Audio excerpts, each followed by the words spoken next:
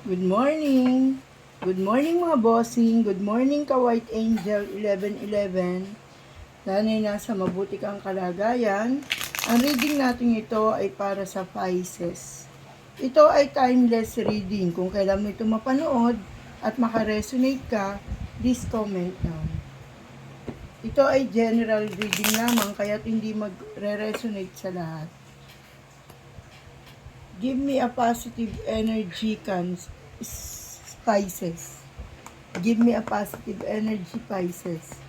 Give me energy, positive energy, Pisces. Hello, Pisces.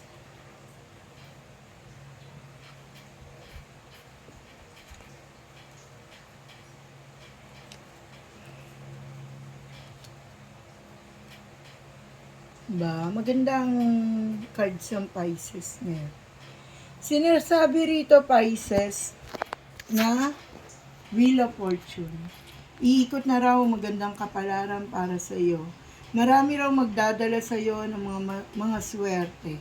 Marami raw ang mag-open sa iyo mga opportunities at mga good luck. Marami rin sa iyo ang lalapit para ikaw ay tulungan. Wow, ang ganda naman, Pisces. Sinasabi rito na mabiyaya at mabunga ang relasyon. Usaping pamilya.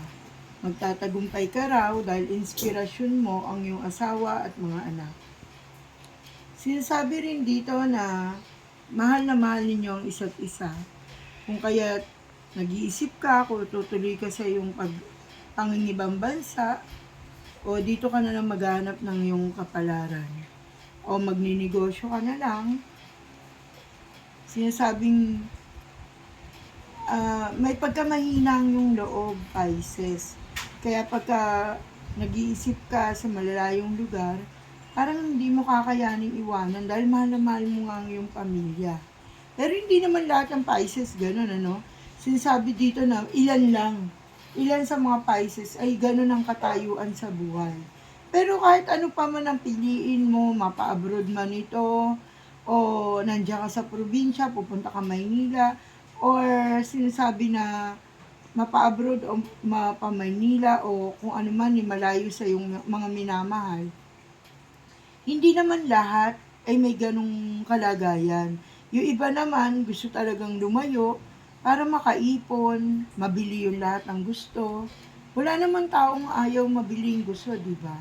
Sinasabi rin dito na ano't ano man ang iyong maging desisyon ay aayon sa iyo ang kapalaran.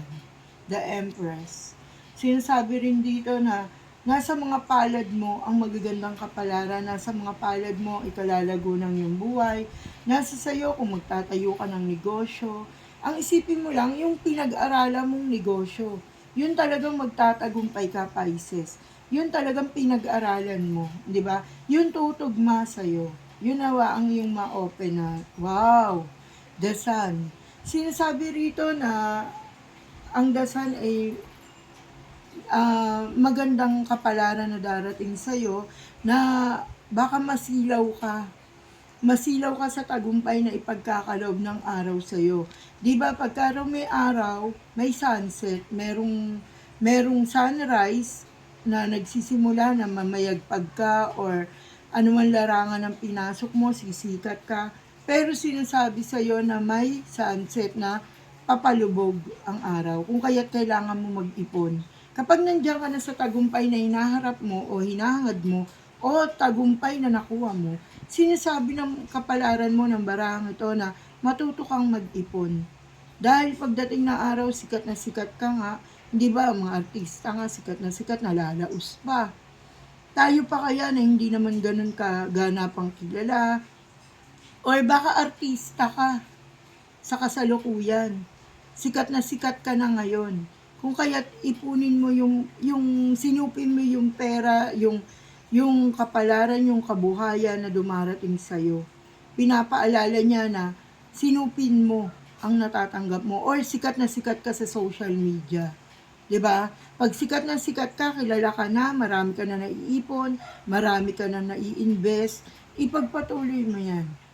Ayan, ang ganda ng kapalaran mo, Pisces. Nabubulol ako no? Pasensya na po ha, mga bossing. At ito yung sinasabi na marami kang itatanim. Marami ka itinanim, so marami ka ring aasahang aanihin. Sinasabi sa pag-aning ito ay matagumpay, mabiyaya, mabulaklak. Yan, oh, ang ganda, di ba? Tuloy-tuloy. Tuloy-tuloy ang pagpasok ng magandang kapalaran sa iyo hanggang matapos ang taon, hanggang sa susunod na taon, Pisces. Napakaganda ng iyong kapalaran. Sinasabi na nandito na ang magician, sinasabi na yung mga bagay-bagay na nakakagulo sa iyong isipan, na nakakalito sa iyo, ay isang ano lamang, pagsubok lamang. Sinasabi na sa isang iglap lang ay kaya mabago. Kayang baguhin ng kapalaran. Sinasabi rito na ang buong mundo ay nakatingala sa iyo. Tama. Tama ang nakita ko. Isa kang kilalang tao. Ano ba ito? Isa kang artista, isa kang newscaster, isa ka sa social media na sumisikat ngayon. The word. Nakatutok ang mga tao sa iyo. Sinasabi na bawat kaunting galaw mo ay may mga nakabantay. May mga nakamatyag, maaari ka nilang sirain, maaari ka nilang iduluhin, maaari ka nilang, sabi nga ngayon tuwan-tuwa sila sa'yo. Kaya samantalahin mo lahat ng ito, Pisces. Sinasabi rito na,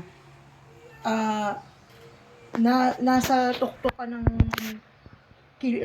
pagkakamaayos sa kalalagyan. Ngayon, nasa tuktok ka ng tagumpay.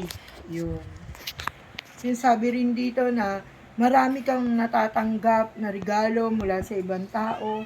Hindi mo man sila kilala, pero nagtataka ka at sobrang tuwan-tuwa sila sa iyo at masyado silang giliw na inaabangan ka, binabantayan ng bawat kilos mo. Ano ba to? Isa ka bang sikat na grupo? Ganon? Tuwan-tuwa talaga sila sa iyo, bossing. Kung naka-resonate ka, mag-comment down ka naman sa baba. Sinasabi rin dito na napakamatagumpay. Simula ngayon, nagsimula ito ngayong July hanggang ngayon na bago matapos ang taong ito, nagsimula ang iyong pagiging matagumpay. Congrats! Congratulations, Pisces. Sinasabi rin dito na, ano ba to, kung dalaga ka, ikakasal ka na ba? Kung binata ka, napili mo na ang taong mamahalin mo habang buhay. Sinasabi rin dito na yung sa kabila ng kasikatan mo ngayon, pagtatagumpay mo ngayon, ay umaani ka ng magagandang bunga. Sinasabi dahil mabuti kang anak, mabuti kang asawa, mabuti kang nanay, mabuti kang tatay. Sinasabi na ang lahat ng ginagawa mo ay para sa pamilya mo. Good luck. At sinasabi rito na huli mong bara, Pisces, na patuloy kang mag-iingat dahil hindi lahat na natutuwa at nakikisalamuha sa iyo ay totoong tao. Yung iba, ginagamit ka lang. For sure naman na alam mo ito, di ba? For sure naman na alam mo na ginagamit ka nila at sinasamantala nila ang kasikatan mo ngayon. Okay, bye-bye, Pisces. God bless you.